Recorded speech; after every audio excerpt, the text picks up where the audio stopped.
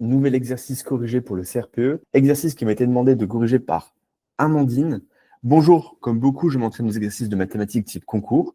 J'ai réussi laborieusement à comprendre le théorème selon lequel si un nombre 2k plus 1 est impair, alors son carré l'est aussi. Bref, je crois que cet exercice 3 a déjà été corrigé, mais mes questions concernent l'exercice 4 et 5 de la même page, c'est photo. Pour l'exercice 4, on nous demande de vérifier si la formule Fn égale n carré moins n plus 41 donne toujours un nombre premier. Pour ce faire, j'ai choisi aléatoirement plusieurs nombres, pairs ou impairs. Ce raisonnement a été suivi par le corrigé. Néanmoins, j'ai aussi appliqué la formule pour f de 0. Du coup, comme il faut trouver un contre-exemple pour invalider ce principe, pouvons-nous appuyer sur 0 dans la mesure où, à mon avis, il n'est pas premier puisqu'il ne peut être divisé par lui-même. Impossible de diviser quoi que ce soit par 0. Pour vous, est-ce un nombre premier malgré tout? Ensuite, pour la cinquième question, il s'agit d'utiliser les critères de divisibilité. On doit multiplier tous les nombres impairs de 1 à 2021 et dire par quel chiffre se finit le produit. Je l'ai fait et j'en ai trouvé 8. Or, le corrigé, toujours en photo, évoque un facteur de 5, donnant un chiffre final de 0 ou 5. Ça m'a paru bizarre. Du coup, est-il possible qu'il y ait eu une erreur dans l'actualisation de l'énoncé écrit en 2021 et que la correction s'applique à cette nouvelle année 2025? Merci à celles et ceux qui répondront. Bonne fête de fin d'année à tout le monde. Bon courage pour les révisions. Ok, merci beaucoup pour ta question, Amandine. Donc, on va voir ça. Déjà, pour te répondre, est-ce que 0 est un nombre premier? Non, 0 n'est pas un nombre premier. Attention, ni même 1. 1 n'est pas un nombre premier, attention. C'est une liste que tu retrouveras très simplement dans n'importe quel fascicule, notamment celui sur lequel tu t'appuies là pour faire les exercices. 0 n'est pas un nombre premier et 1 n'est pas un nombre premier. Ok, ça commence à 2 les nombres premiers. 2, 3, 5, 7, 11, etc. Donc non, 0 n'est pas un nombre premier. Si on s'intéresse un petit peu à cet exercice 4, utilisez un contre-exemple.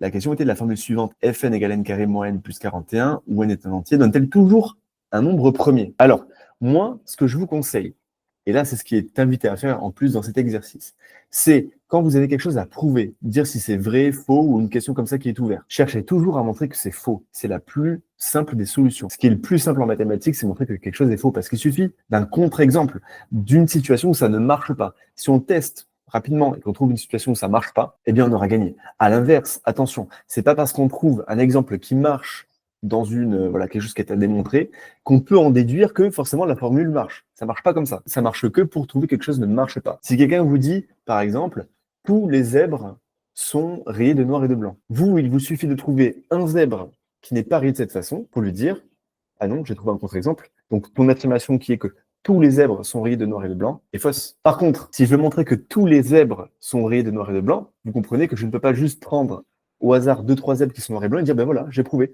tous les zèbres sont rayés de noir et de blanc. Et non, parce que pour ça, il faudrait que je prenne toute la population des zèbres et que je vérifie que tous le sont. C'est très compliqué.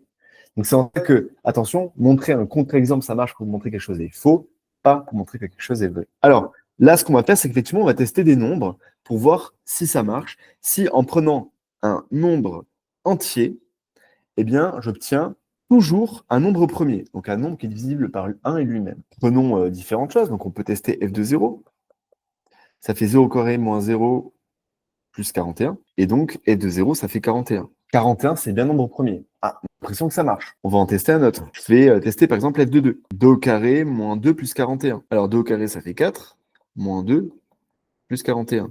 4 moins 2, ça fait 2, plus 41, ça fait 43. 43 est aussi un nombre premier. Bon, continuons. Je prends, je sais pas, 10. 10 au carré, moins 10, plus 41. 10 au carré, ça fait 100. Moins 10, ça fait 90, plus 41. Donc ça fait 90 plus 41, et ça fait 131. Bon, ça marche encore. 131 est un nombre premier. Donc là, on se dit, on a pris quelques exemples, et ça a l'air de plutôt bien fonctionner. Donc, c'est pas très sympa. Généralement, ce qu'on va peut-être vous dire, c'est par exemple, quand on additionne un nombre impair avec un nombre pair, ça fait toujours un nombre pair. Là, vous prenez un exemple et vous voyez que ça fonctionne pas. Donc, c'est assez facile généralement. Là, c'est un truc qui demande un petit peu de la réflexion. Bon, en testant plusieurs valeurs, ça fonctionne pas trop. Un peu embêtant. Et en fait, on regarde un petit peu cette formule et on se dit, ben, c'est marrant, mais qu'est-ce qui se passe si on fait f de 41? Là, je vais avoir 41 au carré, moins 41, plus 41. 41 moins 41, ça va partir. Et donc, j'ai f de 41, fait 41 au carré. Ah, ça veut dire quoi? Si je fais 41 fois 41 à la calculatrice, ça me donne 1681. Donc je sais qu'en fait, 1681, c'est 41 fois 41. Du coup, 1681 n'est pas premier, parce que s'il était premier, il devrait être divisible uniquement par 1 et par lui-même, par 1681 et par 1. Or, il est aussi divisible par 41. Donc, on vient de prouver que cette affirmation est fausse. On a 1681 n'est pas un nombre premier. Donc, le résultat de Fn n'est pas toujours un nombre premier. La deuxième question, ou le deuxième exercice plutôt, c'était utiliser les critères de divisibilité. Donc, on multiplie tous les nombres impairs de 1 à 2021. Par quel chiffre se termine le produit? Là, il faut procéder en plusieurs étapes. Si je me concentre sur la multiplication de tous les nombres impairs de 1 à 2021, je remarque quoi? Que j'ai 1 fois 3 fois 5 fois 7 fois 9 fois 11 fois 13 fois 15, etc. Jusqu'à fois 2021. Ce qu'on s'aperçoit, c'est que il y a des facteurs de 5 dans cette expression. Par exemple, 5, par exemple 15. C'est des multiples de 5. Donc, on a 5 fois quelque chose.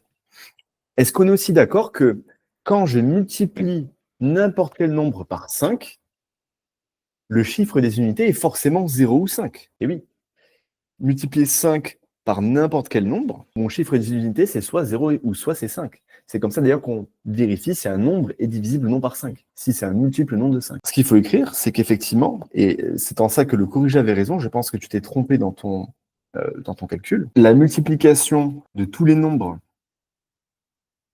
impairs de 1 à 2021 comporte des multiples de 5. Exemple, là comme on les a présentés, 5, 15. Donc le facteur 5 est présent dans le produit. Ainsi, le résultat du produit, puisqu'il est multiplié par 5, aurait pour chiffre des unités 0 ou 5. Hein. C'est-à-dire que c'est un multiple de 5. Ce qu'on peut mettre avant peut-être, c'est que donc le résultat est un multiple de 5.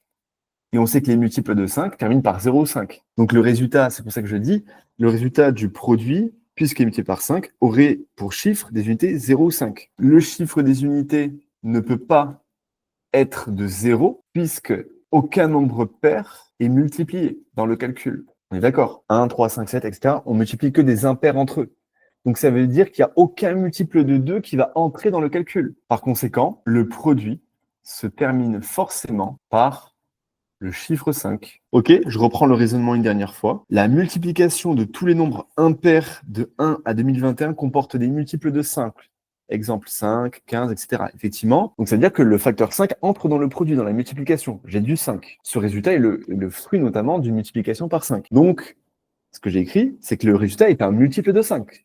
C'est 5 fois une certaine quantité. Or, on se rappelle bien que les multiples de 5 terminent par 0 ou par 5. Alors, chiffre des unités. Donc, le résultat du produit, c'est ce que j'ai écrit ici, puisqu'il est multiplié par 5, aurait pour chiffre des unités soit 0, soit 5. Or, le chiffre des unités ne peut pas être de 0, pas être 0, je peux écrire ça directement comme ça, puisque aucun nombre pair est multiplié dans le calcul. On multiplie que des impairs entre eux. Donc, aucun multiple de 2 n'est présent dans le calcul. Donc, c'est impossible que mon résultat soit pair, vu que je ne multiplie que des impairs entre eux. Il n'y a pas de chiffre pair qui est multiplié dans le calcul. Donc forcément, ça veut dire que le produit des nombres impairs de 1 à 2021 se termine par le chiffre 5. Et voilà pour les réponses à tes questions, Amandine. J'espère que ça a pu t'éclairer. Si comme Amandine, vous avez des exercices ou des questions de manière générale en mathématiques qui vous posent problème pour préparer votre CRPE, n'hésitez pas à me le faire savoir en laissant un post sur mon groupe Facebook, dont vous trouverez le lien en description.